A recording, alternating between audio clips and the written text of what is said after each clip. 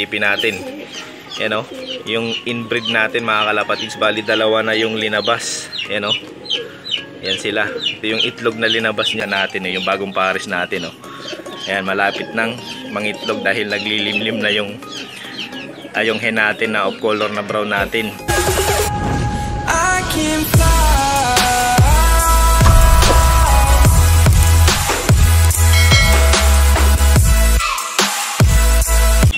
Mga kalapatid, so welcome back to Jezelog TV. Panibagong araw, panibagong vlog na naman tayo ngayon mga kalapatid. Siyempre kasama pa rin natin ang lokman natin na maliit na si yan, dahil din natin kasama ngayon mga kalapatid si Michael, si Jeffoy muna yung mga kasama natin ngayong araw na to.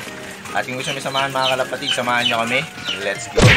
Mga kalapatid, sa update nga dun sa dalawa nating kalapate, isa nalipat na natin sila dito sa lop natin mga kalapatid. Sa inyong ginamot natin mga nakaraang video natin, and yung dalawa nating YB, yung tinamaan mga kalapatids ng halak at one eye cold sa sipon mga kalapatids. Ayan, nailipat na natin sila dito sa suppliers loop natin mga kalapatids. Ayan na sila mga kalapatids.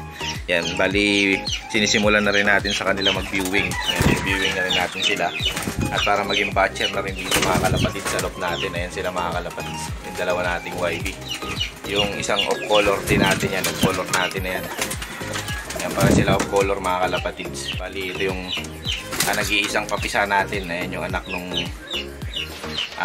pa natin mga kalapatids, yung sa Japan natin. Bali krinos na natin sa ibang course mga kalapatids. Isa is anak to mga kalapatids nung sa bio research. Ayan, sa krinos natin siya sa maasin. Ayan, nakapapisa tayo ng dalawa. Bali yung kapatid niya mga kalapatids is andun sa taas. Ayan yung pinaka grizzle din. Ayan, pares lang sila ng kulay pero may pagka brown tong isa, color na off color talaga siya mga kalapatids, itong isang kapatid niya. Kasi yung isa is grizzle lang talaga yung kinalabasan, mana lang daw siya sa nanay niya mga kalapatids. Mga kalapatids, update nga pala dito sa breed natin na inbreed. Yan, bali ito na yung pinaka-update natin mga kalapatids dahil nangitlog na nga yung inbreed natin, yung krenos natin sa magulang niya mga kalapatids. Ayan, naglilimlim na yung hen mga kalapatids. Kung makikita nyo yung hen natin, ayun, nakaupo na siya mga kalapatid sa pugaran. Ayan, dahil anong nakarang araw is naglabas ng itlog to mga kalapatids. Bali lung Lunes is naglabas na ng itlog. Ngayon ang araw natin ngayon is Merkules, is naglabas na siya mga kalapatids ang pangalawang itlog niya. Silipin natin. Yan o, yung inbreed natin mga kalapatids, bali dalawa na yung linabas. Yan o, yan sila. Ito yung itlog na linabas niya. Ito bago lang to mga kalapatids sa linabas niya. Itong isa. Yan o.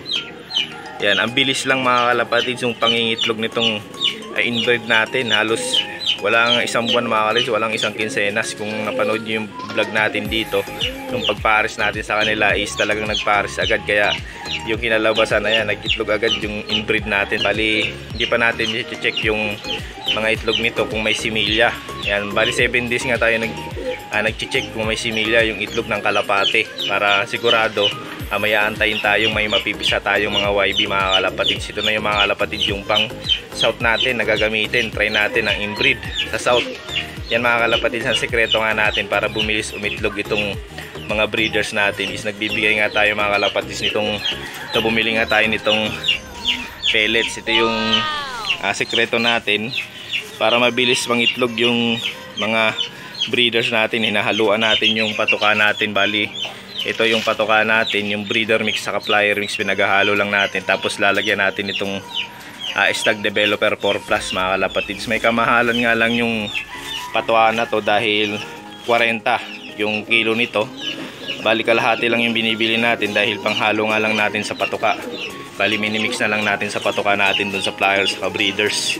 Konti lang yung linalagay natin nito mga kalapatids, dahil mas maganda sa ibon to mga kalapatids dahil pampasiksik sa ibon, pampalusog mga kalapatids, lalo na pag nagsusubo sila ng mga YB. Yan, ito yung inahalo natin dyan sa patuka natin dahil di pa tayo nagpapakain mga kalapatids. Ayan pa yung mga patukaan natin.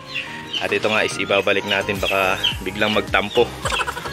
Ayan, ibabalik natin doon dahil naglilimlim yung hen mga kalapatids. Yan, bali dalawa na. Yan yung update natin mga kalapatids dito sa inbreed natin dahil nangitlog na nga sila ng dalawang itlog mga kalapatids. Yan, dito naman sa baba is nangitlog na rin ang isa. Yan, isa pa lang yung linalabas nila. Yan, yung iba is hindi pa nga nangingitlog. Yan, sa baba hindi pa rin, pero malapit nang mangitlog yan dahil ito yung isa natin, yung bagong pares natin. Ayan, malapit nang mangitlog dahil naglilimlim na yung hen natin na off color na brown natin dahil kailangan natin mag-breed ng brown para mas magandang tingnan. Ayan, magpapalabas ulit tayo ng brown na katulad nito mga kalapatids, yung anak niya. Ayan, ganito yung anak niya kasi naglabas din ng brown na yan. Kaso konting color kasi manas dun siya sa tatay, dito natin siya krinos yung sa nanay niya. Ayan yung US natin na off color. Yan, kaya may konting puti yan mga kalapatids yung brown natin na linabas, kaya naging off color yung kinalabasan. Yan, ito naman pinares natin siya dito sa De Bruxelles. Yan, Bayo Pigeon, try natin kung maganda sa karera sa south din mga kalapatids. Yan yung update natin. Kalapatids, siyempre kasama pa rin natin si Ipo. Yan, si Ipo yung kasama natin sa vlog dahil wala si Michael mga kalapatids, siya yung kasama natin sa vlog natin ngayon. Ayan yung mga breeders natin at yung mga sisiw nga natin dito. Ayan, nagsisiya pa na sila. Ayan, dahil di pa nga tayo nagpapakain mga kalapatids. Ayan, gutom na sila. Hindi na sila nakakalabas dahil inayos natin yung yan, malalaki na sila. Ayan, gutom na sila mga kalapatids. Ayan yung apat natin na mga manok. Ayan, sana lumaki sila mga kalapatids. Ayan, pero wala pang itlog yan mga kalapatids, yung breeders natin na yan. Kalapatids, naglimlim na yung hen natin. Ayan mga kalapatids, update nga pala dahil nalagyan na nga pala natin mga kalapatids ng buhangin yung mga pugara nila. Ayan, napakasungit nitong hiniram natin to mga kalapatids doon sa kalapatids natin, yung hen na to. Ayan, yung rare. Ayan, bali Riobal mga kalapatids, line ng Riobal yan sa Vandenbroek. Ayan, hindi pa nangingitlog mga kalapatids dahil yung unang itlog nila is na disgrasya, nabasa ng ulan sa lakas ng ulan dito mga kalapatids. Pero ang panahon natin is maganda na yung panahon natin ngayon mga kalapatids. Yan, kahapon isang lakas talaga ng ulan, kaya sinafety na natin, linagyan na natin ng tarpaulin dito para hindi na naanggihan yung pinaka breeder section natin. Ayan, nilagyan na lang natin ng tarpaulin mga kalapatids. Yan yung update natin mga kalapatids sa mga breeders natin. Mga kalapatids, ito ihalo natin si Ipoy. Ihalo na natin dito. Yan, si Ipoy yung katulong natin. Yan, halo lang natin sa patuka natin mga kalapatids. Yan lang karami.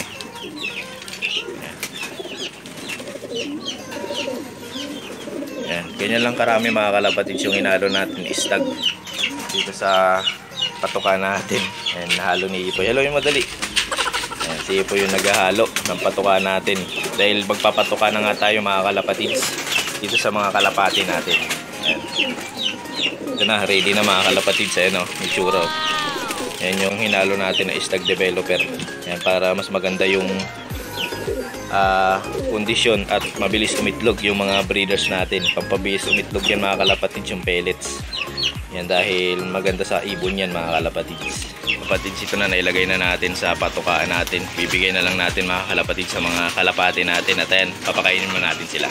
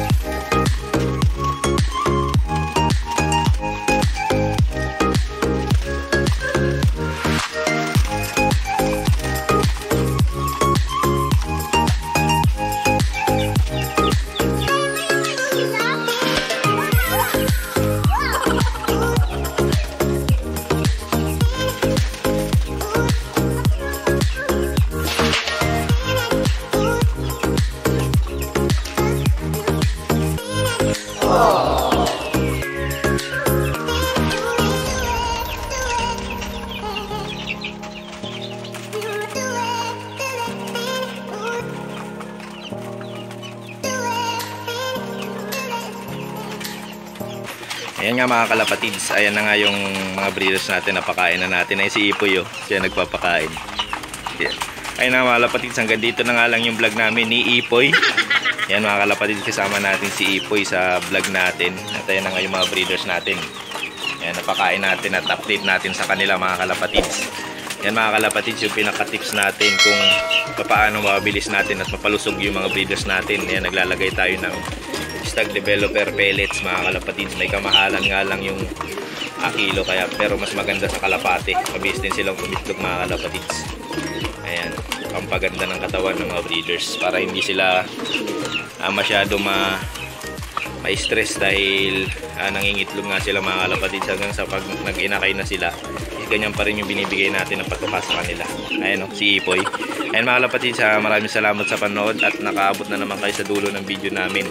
Ayan, happy flying mga kalapatids. Ingat sa lahat. Ayan yung mga breeders natin.